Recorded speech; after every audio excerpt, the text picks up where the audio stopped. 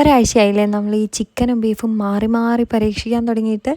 ഇന്ന് നമുക്കൊന്ന് മാറ്റിപ്പിടിച്ച് ഫിഷിലേക്ക് അങ്ങ് പോയാലോ. നാളെ വീണ്ടും വേണമെങ്കിൽ നമുക്ക് ചിക്കനിലേക്ക് വരാം കേട്ടോ.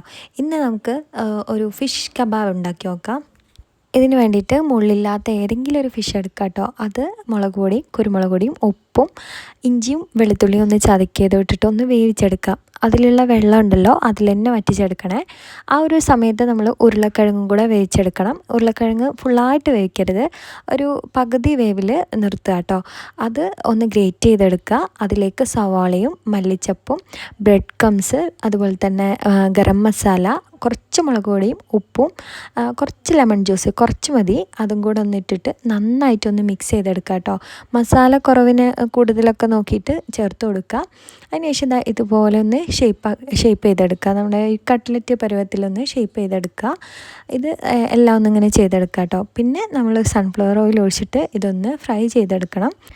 തീ സിമ്മിലിട്ടിട്ട് ആ ഒരു ചെറിയ തീയിൽ വേണം ഇതൊന്ന് ഫ്രൈ ചെയ്തെടുക്കാനായിട്ട്. ഒരു ഭാഗം നല്ലൊരു ബ്രൗൺ ഷെയ്ഡാകുമ്പം അടുത്ത ഭാഗത്തേക്ക് തിരിച്ചിടുക. അങ്ങനെ ഇതൊന്ന് ഫ്രൈ ചെയ്തെടുക്കാം.